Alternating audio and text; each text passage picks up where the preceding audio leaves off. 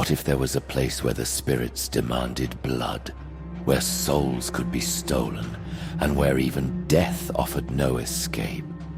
Voodoo is not for the faint of heart. It's a realm where curses linger in the shadows, where sacrifices feed ancient forces, and where the line between life and the grave blurs into something unspeakable. The spirits are always watching, and they are not forgiving. Dare to step into their world, but beware, you may not return the same. In this journey, we'll face the lower, spirits who demand and decide. We'll step into the crossroads, where souls bind and shadows linger. Uncover rituals that summon those spirits. Meet the chilling zombie. Witness festivals where life and death collide. We'll also discover modern voodoo, distorted and dark. At the end of this video, we will uncover a few films that delve into the haunting spirituality of voodoo, where the line between reality and the otherworldly begins to blur. Let us begin. The lower, the crossroads, and the possession. The lower are the lifeblood of voodoo, ancient, primal forces, neither godly nor demonic, but something far older. They are the essence of life and death, chaos and creation. Their presence a shadow that moves when no light should flicker. These spirits do not simply observe. They entwine themselves with human lives, guiding, punishing, and protecting. But their demands are absolute, their judgments unforgiving. Each lower carries a presence that lingers in the air like an unseen storm.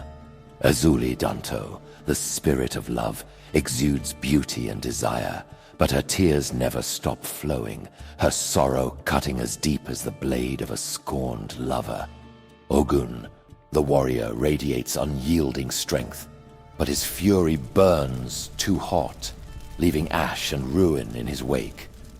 And then there is Baron Samedi, the skeletal lord of death, his hollow laughter echoing like the hammering of nails into a coffin.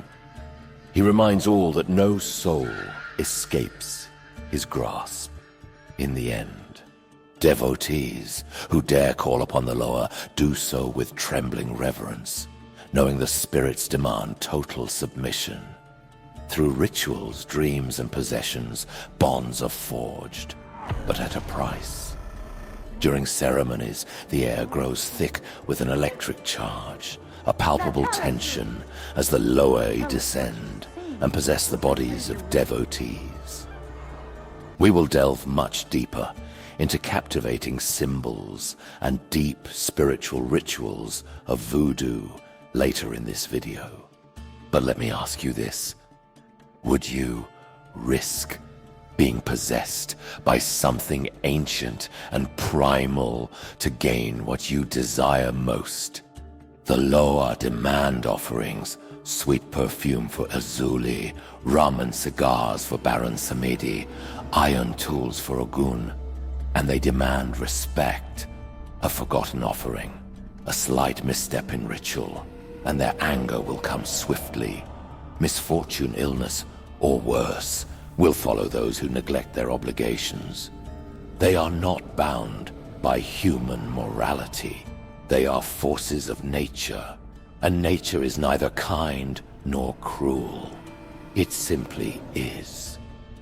At the heart of voodoo lies the crossroads, a place where the veil between worlds is paper thin. It is said the crossroads hums with a low, unearthly vibration, as if the ground itself is alive. Here, the physical and spiritual collide, and the air grows heavy with possibilities and dangers. The crossroads is not just a metaphor. It is a realm of transformation where choices bind souls and the spirit's whispers grow deafening.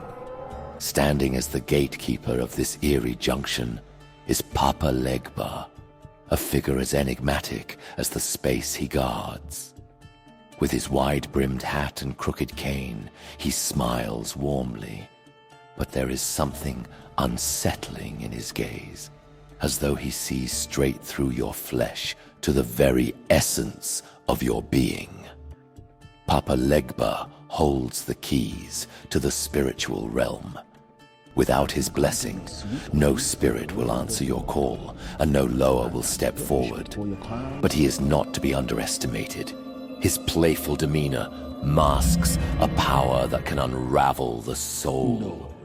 What would you ask Papa Legba if he stood before you, holding the keys to the spirit world, knowing his price might be your very soul? At the crossroads, trembling hands leave offerings, coins, cigars, rum, or candies. Yet it's no place to linger.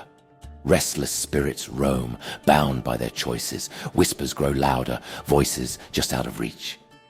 Disrespect brings a grim fate, vanishing without a trace, claimed by forces beyond comprehension. The lower, the possession, and the crossroads are inextricably linked, a triad of power and peril.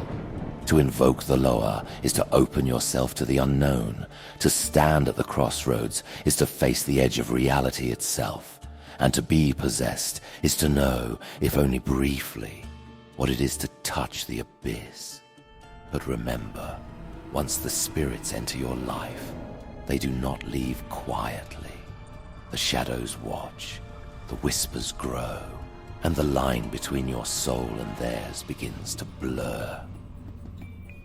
From chains to freedom. Dark history of voodoo. The roots of voodoo stretch deep into the soil of West Africa, where spirituality was woven into every aspect of daily life. In the kingdoms of Dahomey, Benin, and Togo, people believed the world was alive with spirits.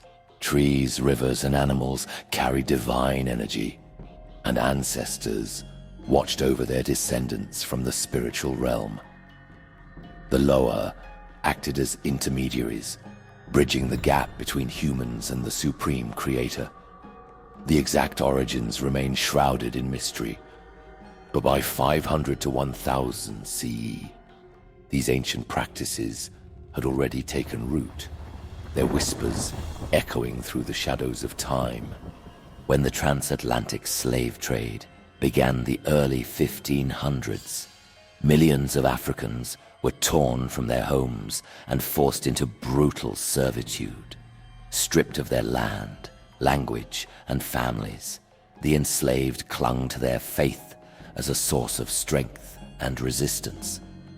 The lower traveled with them, unseen but unbroken, crossing the ocean in the hearts and minds of those who refused to let their traditions die. By the time the trade reached its peak in the 18th century, the spirits had rooted themselves in the Americas, waiting, watching, and growing stronger in the shadows. In the Americas, voodoo adapted to its new environment. Under the watchful eyes of plantation overseers, the enslaved disguised their rituals as Christian practices. Catholic saints became stand-ins for the lower. The Virgin Mary represented Ezili, and St. Peter became Papa Legba. This syncretism allowed voodoo to survive in secret, blending African spirituality with Catholic symbolism to create a powerful and resilient faith. Haiti became the crucible where voodoo transformed into a force of resistance. At the Bois Caiman Haiti ceremony in 1791, enslaved Africans gathered under a moonless sky, invoking the Loe with blood and fire to curse their oppressors. Led by Dati Boukman and Cécile Fatima, they forged a pact with the spirits, binding their souls to the rebellion. Would you dare invoke spirits to curse those who wronged you, knowing the power you awaken might never be tamed? What followed seemed fueled by more than human fury. French rule crumbled under relentless assaults, as if driven by an unyielding, otherworldly force. Just 13 years after the Bois Caiman ceremony, Haiti rose from the shadows of oppression to become the first free black republic. Voodoo wasn't just faith, it was duty, a weapon wielded in darkness, its echoes forever haunting the revolution. In Haiti, voodoo or Voodoo is more than faith. It's an unbroken thread of defiance and identity. Born in the crucible of slavery and rebellion, it binds the living to their ancestors, a force that pulses through rituals, festivals, and whispered prayers. Beneath its sacred veves lies an eerie resilience, a cultural pride steeped in shadows and fire, daring to defy oblivion and preserve the soul of a people against time and oppression. Do you know other religions or spiritual movements that have empowered people to fight for their freedom? Share your thoughts in the comments below. Before we delve into the fascinating rituals of life and death in voodoo, make sure to like this video if you're captivated by the mysteries we've uncovered so far. Subscribe now and let us guide you deeper into hidden corners of history and horror. Who knows what ancient secrets or restless spirits will reveal themselves next? Sacred symbols and dark mysteries, rituals, veves, and zombie. Voodoo rituals pulse with an ancient energy. Each movement, each word, a deliberate act to summon forces that should not be taken lightly. At their heart are the veves, symbols painstakingly etched into the earth with flour, ash, or cornmeal. But these are no mere drawings. They are invitations, gates through which the lower can step into the world of the living. The veves almost seem to writhe under the flickering light, their lines too perfect, too alive, as if waiting for something unspeakable to answer their call. Among the sacred symbols, the voodoo doll stands shrouded in mystery and fear, a silent observer of the unknown. Far from mere tools of harm, these dolls are vessels of spiritual energy, each crafted with care and purpose. Thread by thread, they are intricately connected to the person they represent, infused with intentions for their spirit, such as healing, protection, or summoning the lower. But their power is not solitary. They are but one part of a much larger, more haunting tapestry of rituals that awaken the unseen. Let us now step into the heart of the ritual itself, a realm where the spirits draw near. Prepare yourself, for what follows blurs the line between reality and the otherworldly. The drums begin, low and steady, like a heartbeat that doesn't belong to you. Their rhythm seeps into the ground, into the air, into your very bones. This is no ordinary music. It is a summoning, a language of sound that the spirits understand. Each lower has its own rhythm, a cadence that tears through the veil separating worlds. The drummers, their eyes half closed and their hands moving with supernatural precision, are more than musicians. They are guides to the unknown. The sound grows louder, more insistent, until it feels like the air itself is vibrating. The participants sway, their bodies moving in strange, erratic patterns as if pulled by invisible strings. Then it happens. The moment possession takes hold, when a lower descends, it is unmistakable. The chosen one's body jerks violently, their head snapping back as their eyes roll, and a voice that does not belong to them emerges from their lips. It is a voice too deep, too hollow, too otherworldly to belong to a human. Their limbs move with unnatural fluidity, bending and twisting as though no bones hold them in place. The lower speaks through them, commanding, warning, sometimes laughing with a sound that chills the blood. Those who watch cannot look away, even as their skin prickles with fear. To be ridden by a lower is an honor, but it is also terrifying. A moment where the barrier between flesh and spirit dissolves entirely. The sacrifices follow, their purpose misunderstood by outsiders who see only blood and not the reverence behind it. Fruits and flowers are laid out, but the lower's hunger often demands more. A rooster is grasped tightly, its eyes wide with panic before the blade flashes and its cries cut short. The blood flows freely, pooling at the base of the veve, soaking into the ground as though the earth itself drinks it. The scent of iron mingles with the thick smoke of incense, filling the space with a suffocating heaviness. The lower must be fed, their favor secured, or their wrath will be swift and merciless. This is no mere offering. It is a pact, a desperate plea for protection, guidance, or vengeance. If you were at a ritual, feeling the drums resonate in your bones and the air thick with unseen energy, witnessing the dark side of voodoo for yourself, would you stay or flee? But it is the zombie of Haiti that casts the darkest shadow over voodoo, a concept so horrifying it defies belief. Unlike the shambling corpses of Hollywood horror, a zombie is a living person stripped of their will, their very soul enslaved by dark magic. Tales of Bokors, the practitioners of forbidden sorcery, speak of powders crafted from deadly toxins and secret herbs, mixtures that mimic death itself. Victims are buried alive, their terrified screams muffled by the weight of the earth above them. When they are unearthed, they are no longer themselves. Blank-eyed, empty shells, their identities erased, their autonomy stolen. The story of Clairvius Narcisse, dating back to 1962, remains one of the most chilling examples of this nightmare. Declared dead by doctors, he was buried in the hard-packed earth of his village.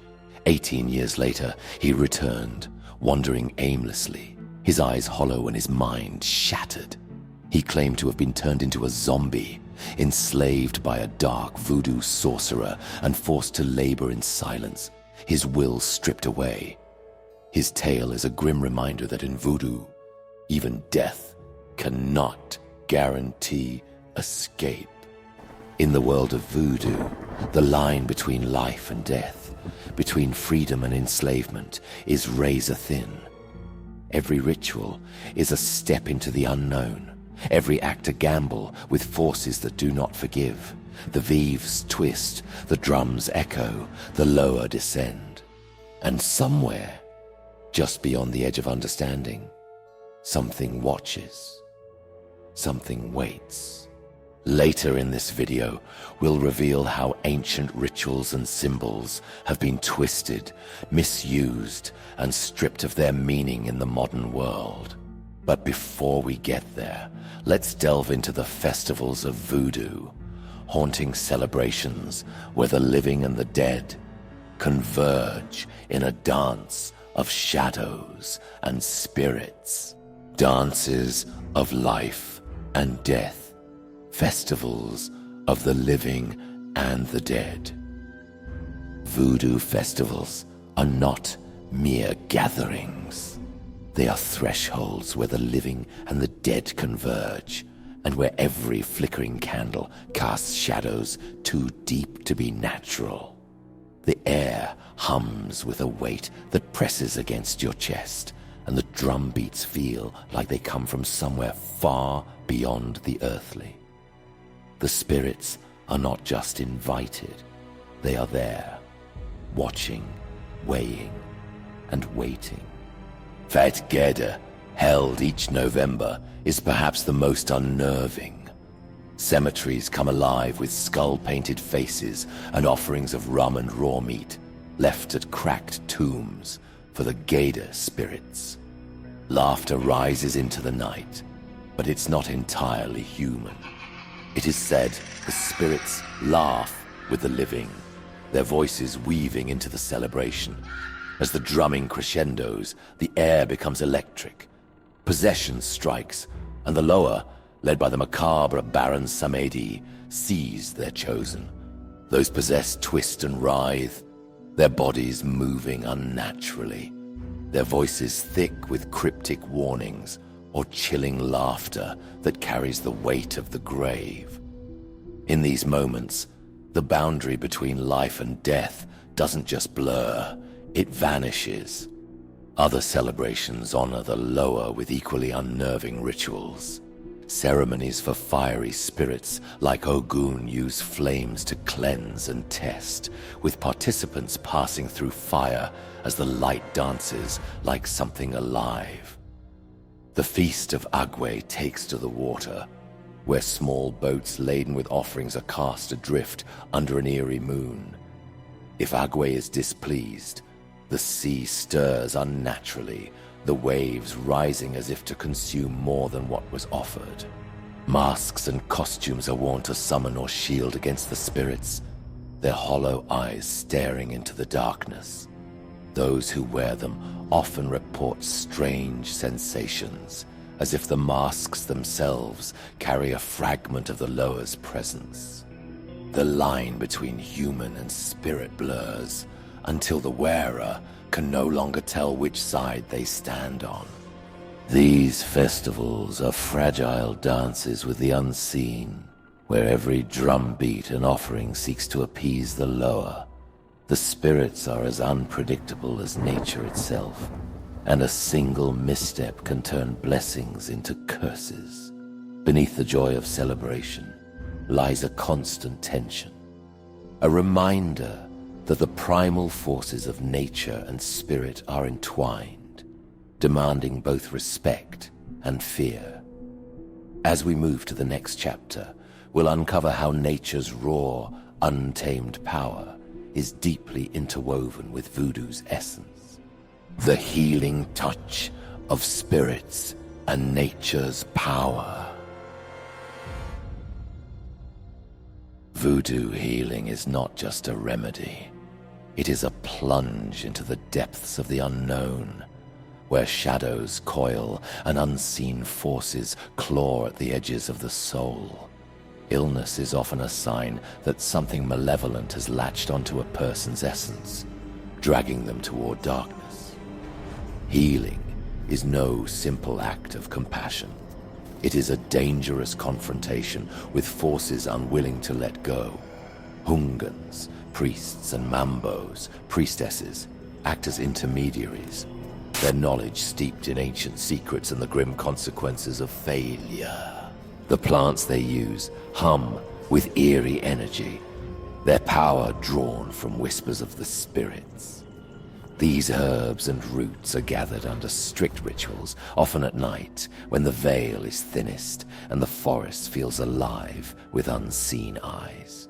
A single mistake, a cut without reverence, a forgotten offering can transform a remedy into a curse, inviting nature's wrath upon the healer and the afflicted alike. Ritual baths, meant to cleanse sickness and curses, are unsettling and otherworldly. The afflicted are submerged in waters darkened with ash and sacred herbs, while the priest or priestess chants, their voice rising like a strangled breath. The water ripples unnaturally as if spirits are feeding on the extracted curse. If the lower are displeased, the ritual can go horribly wrong, leaving the person soulless, hollow, and cold. claimed by forces beyond comprehension. Nature is a force to be feared. Rivers murmur warnings at night, their currents pulling at more than stones. Forests groan with the weight of unseen spirits, and mountains brood in silent judgment.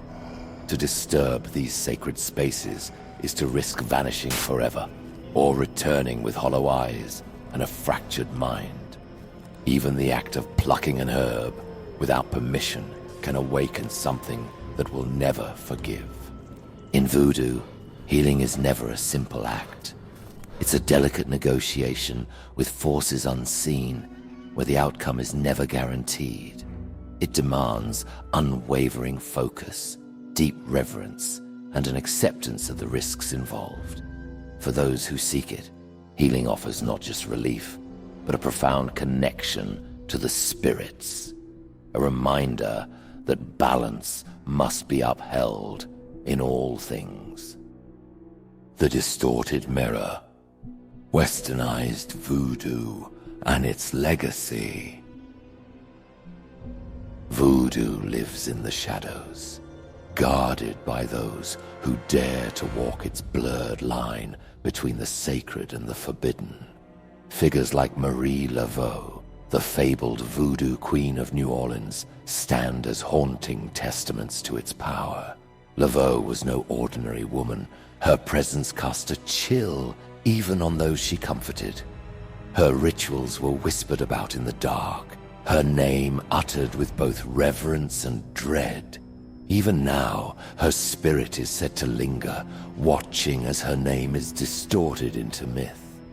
Her true legacy, a force of healing, justice, and fear, has become a specter, misunderstood, yet unyielding. In the dim streets of Brooklyn, Mama Lola brought this enigmatic faith to modern life. Her ceremonies, heavy with the hum of the unseen, were not merely spiritual acts, but doorways to forces that many would fear to face. Her life, chronicled in Mama Lola, a voodoo priestess in Brooklyn, offers only a glimpse of the world she walked. A world where spirits moved in silence, their presence as unsettling as it was profound. Haiti itself is steeped in the unbroken pulse of voodoo's shadowy strength. Max Beauvoir, a Ogoun whose voice could command both the living and the dead, fought to wrench voodoo from the grip of ignorance and fear. He spoke of it not as superstition, but as a sacred truth, unshakable and undeniable. Errol Josue, priest and cultural storyteller, continues the fight, his haunting music and words stirring something deep and primal, awakening what has long been hidden. But even as these guardians hold the line, the world beyond their reach has twisted voodoo into something grotesque. In New Orleans, the sacred has been drained of its meaning and sold in shops brimming with veves-inscribed candles and voodoo dolls. The doll, once a vessel of healing and protection, has become a symbol of curses and torment. Yet, the stories persist. Those who mock these objects speak of whispers that creep in the night, of shadows that move in places they shouldn't, of a cold dread that settles over the careless. The media, too, has sunk its claws into voodoo, transforming it into a grotesque parody of itself. Hollywood's zombies and curses strip away its soul, leaving only fear and spectacle. Even Marie Laveau's resting place has become a circus of disrespect, her tomb desecrated by hands that do not understand the gravity of their actions. The spirits are patient, but they do not forget. Yet, the true voodoo waits in the shadows, its power untouched by distortion. From the darkness, practitioners rise to reclaim it. Through social media, grassroots movements, and rituals charged with otherworldly energy, they fight to unveil its truths. Voodoo is not what the outsiders believe. It is a force of survival, resilience, and connection, capable of both healing and destruction. Modern voodoo remains a paradox, alive yet haunted, misunderstood yet unwavering. Those who approach it with reverence find a gateway to wisdom and protection, but those who exploit it, reducing it to trinkets or spectacle, awaken forces that cannot be controlled. In voodoo, the spirits watch in silence, but they never sleep. Voodoo on the big screen. Tales of fear and fascination. Voodoo has long captivated filmmakers, weaving its mystique into the world of cinema. The Serpent and the Rainbow, 1988, takes us to Haiti, where Wes Craven explores the eerie practice of zombification through forbidden rituals. In The Skeleton Key, 2005, a hospice nurse in New Orleans discovers the chilling depths of hoodoo, a practice closely tied to voodoo. Sugar Hill, 1974, blends vengeance with the supernatural as a woman summons the undead to avenge her lover's death. Angel Heart, 1987, plunges into the sinister underbelly of New Orleans, where a detective's search for a missing man intertwines with voodoo's shadowy presence. Finally, the Gothic classic I Walked with a Zombie, 1943, reimagines Jane Eyre in a Caribbean setting, steeped in the haunting power of voodoo. Each film captures a piece of this enigmatic tradition, blending fear, intrigue, and the supernatural. Have you seen any of these movies? Which one captured voodoo's eerie essence best? Do you know of any other movies that picture voodoo? Let us know in the comments. Also, in the description of this video, you will find links to movies we mentioned. A Final Whisper. Shadows that linger. As the last drum beats fade, we stand at the edge of the unseen. Voodoo is more than belief. It's power, resilience, and the thin thread between the living and the dead. But it is not a force to take lightly. The spirits watch, their gaze unyielding, weighing every step, every offering. To mock or misuse voodoo is to invite shadows that linger long after the ritual's end. If you feel a chill, hear a whisper, or see a shadow move where none should, perhaps you've gone too far. Remember, some doors, once opened, can never be closed. And now, we turn the question to you. What do you think of voodoo? Is it a misunderstood spiritual path, a haunting force, or something in between? If you want to keep exploring these eerie corners of history, hit like and subscribe. There's always another shadow waiting to be discovered. Have a good night and see you soon.